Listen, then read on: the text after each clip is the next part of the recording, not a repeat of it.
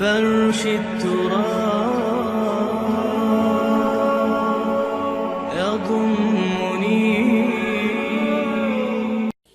میرا نام ہے محمد عمیر بیگ، میں ACMA کا اسٹوڈنٹ ہوں. میں نے آپ سے سوال پوچھنا تھا کہ پرسوں جو آپ نے جو لیکچر دیا تھا جمعے والے دن، اس میں یہ کہ اکثر آپ کی جتنی بھی تقاریر سنی ہیں اس میں اکثر آتا ہے کہ جیوز کا دنیا میں سر یہ ایجنڈا ہے، ہیکل سلیمانی تعمیر کرنا ہے، یہ کرنا ہے، یہ کرنا ہے، اور قیامت سے پہلے ان کی جڑ کاٹ دی جائے گی. پھر مسلمانوں کا ذکر آتا ہے کہ مسلمانوں کی تاریخ ہے، یہ ہے، وہ ہے. اکثر سننے میں یہ نہیں آیا کہ اتنے اس دنیا میں جیوز کا معاملہ یہ ہے، مسلم کا یہ ہے، یہ جو کرسچنز ہیں، جو ہندوازم ہے، یہ جو خدا کو نہیں مانتے، ان کا کوئی نہیں سننے میں آتا کہ یہ کیا ہے، کہ یہ کوئی پارٹیسپیشن ان کی نہیں ہے. صرف جیوز کا اور مسلمان کی سننے میں آتا ہے کہ جیوز نے عیسائیوں کا اپنے قبضے میں کیا ہوا ہے. تو یہ جو باقی جو قومز ہیں یہ کدھر ہے، ان کا کوئی تصور نہیں ملتا. آپ نے بہت صحیح بات کہی ہے. دیکھیے، قرآن مجید نے ایک خاص علاقے کی تاریخ اور ایک خاص علاقے کے مذاہب ہی کا تذکرہ کیا ہے. پوری دنیا کی ہسٹری اس نے بیان نہیں کی ہے. چین کا ذکر، ہند کا ذکر نہیں ہے.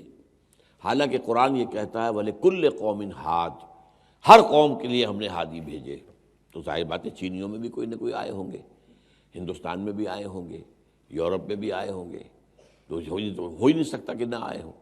اور یہ بتایا گیا کہ نبی جو ہیں 1.25 لاکھ ہیں اور رسول 313 آئے. تو قرآن مجید میں تو میکسیمم 30 کا ذکر ہوگا، 28 29 30، اس سے زیادہ نہیں ہے. تو اس کا مطلب کیا ہے کہ اب یا تو پوری دنیا کا بتایا جاتا تو پہلے پوری دنیا کی تاریخ پڑھائی جائے لوگوں کو، پھر پوری دنیا کا جغرافیہ پڑھایا جائے. اس کی ضرورت نہیں تھی. یہ جو علاقہ ہے، یہ مڈل ایسٹ جسے آپ کہتے ہیں، اس مڈل ایسٹ کے اندر جو حضرت ابراہیم علیہ السلام، ان سے جو تین نکلے ہیں، زیادہ ذکر قرآن میں انہی کا ہے. اچھا، میں نے جو پچھلے لیکچر میں کہی بات، وہ شاید ایک آپ نے نوٹ نہیں کی. میں عیسائیت کو علیحدہ امت نہیں سمجھتا. عیسائی تو اسی امت کا جز ہے، اس لیے کہ حضرت مسیح جو ہے وہ سلسلہ بنی اسرائیل کے اندر شامل ہے. رسولاً الی بنی اسرائیل، بنی اسرائیل کی طرف رسول بنا کر بھیجے گئے. اب ویسے تو باپ ان کا کوئی نہیں ہے، لیکن ماں تو تھی نا، وہ اسرائیلی تھی. آپ کو معلوم ہے کہ حضرت یحییٰ جو ہیں وہ اور یہ خالہ زاد بہن بھائی تھے آپس میں، حضرت مریم اور حضرت یحییٰ. تو اس لیے وہ، لیکن اب جو آئندہ میری اس کتاب کو آپ پڑھیں گے 3 میں کا تیسرا، تو عیسائیت کی وضاحت اس میں آئی ہے کہ یہ اصل میں انڈیپینڈنٹ دین حضرت عیسیٰ نے نہیں بنایا تھا، بلکہ یہ سینٹ پال نے بنایا. اور یہ در حقیقت اس کا کردار یہ ہے کہ یہودیوں کو بھی شدید ترین سزائیں ان کے ہاتھوں آئیں اور مسلمانوں کو بھی شدید ترین سزا انہی کے ہاتھوں آ رہی ہے. تو یہ در حقیقت ان کا کردار ہے. وہ ذرا آگے چل کر بحث میں آ جائے گا. لیکن یہ کہ اور آخری وقت جو ہے جس کا ذکر کیا گیا ہے، کہ جس کا ابھی کتاب کے آخر میں آپ کو ذکر ملے گا، وہ یہ ہے کہ جب حضرت مسیح آئیں گے علیہ السلام تو عیسائیت ختم ہو جائے گی اور وہ اسلام کے اندر مدغم ہو جائے گی. یہ ایک دین ہو جائے گا، عیسائی اور اسلام. اور یہودیت ختم ہو جائے گی، ایک یہودی قتل ہو جائے گا.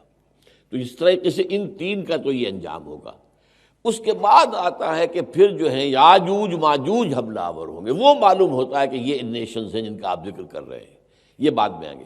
یہ پہلے سٹیج پر ان کا کوئی تعلق نہیں رہے گا. وہ پوری کنفرنٹیشن جو ہونی ہے وہ یہودی لیڈ کر رہے ہوں گے عیسائیوں کو، اور ادھر سے مسلمان ہوں گے.